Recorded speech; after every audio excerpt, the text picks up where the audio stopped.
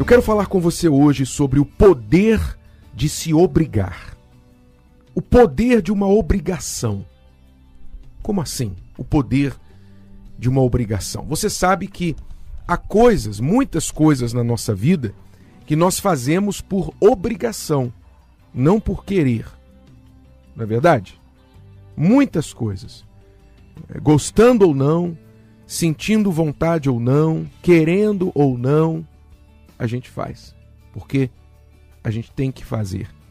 Por exemplo, hoje de manhã, quando você acordou, provavelmente você quis ficar um pouquinho mais na cama. Você queria ficar no quentinho da sua cama, né? E dormir um pouquinho mais. É o que você queria. Mas a obrigação do seu trabalho, da sua escola ou outra, fez com que você saísse debaixo das cobertas e fosse se arrumar. Porque a sua obrigação, o seu trabalho, a sua escola, o que for, chamou você, obrigou você a sair desta cama. Da mesma forma, quando você paga uma conta de eletricidade ou paga o seu aluguel, você não paga aquilo ali com um sorriso nos lábios. Ah, que legal, hoje vou pagar a conta. Não. Você paga porque é uma obrigação, você paga porque você tem que prover a si mesmo ou a sua família com aquele serviço, com a casa, o teto sobre a cabeça de vocês, ou a eletricidade na casa, etc. Você tem que prover isso, é uma obrigação sua.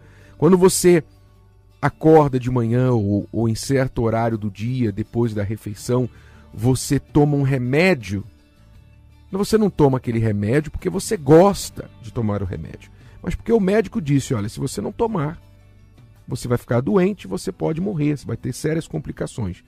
Então, a obrigação de tomar o remédio para prevenir o problema de saúde faz com que você tome aquele remédio. Então, todos nós sabemos muito bem o que é uma obrigação. A questão da obrigação é que ela é algo tão poderoso que ela está acima do nosso querer. Pense nisso. A obrigação está acima do que você quer, acima da sua vontade, acima dos seus sentimentos. A obrigação não está nem aí para o que você sente. A obrigação força você a fazer o que tem que ser feito. Essa é a questão principal da obrigação. Sabe qual é o problema disso tudo?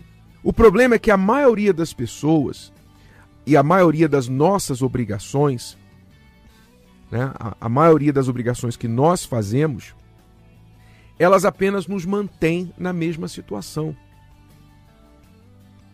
Quando você, por exemplo, vai para aquele trabalho que você tem, o seu emprego, porque você tem que trabalhar, é a sua obrigação esse trabalho, então você apenas se mantém nesse trabalho. Você não cresce, você não desenvolve, você continua apenas indo para esse emprego que vai te garantir o mesmo salário, a mesma posição, etc.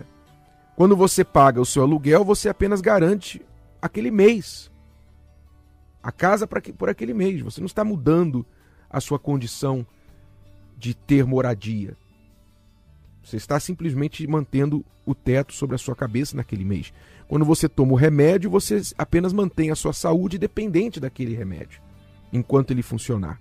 Então, as obrigações apenas mantêm, a maioria das obrigações apenas mantém as pessoas na mesma situação que elas já estão. Mas e se você se obrigasse a fazer uma coisa que fosse de fato mudar a sua vida? Já que a obrigação é algo tão poderoso, acima do nosso querer e sentir, e se nós nos obrigássemos a fazer algo que fosse transformar a nossa vida? Eu não me dou opção a não ser fazer aquilo e eu sei que aquilo vai mudar a minha vida.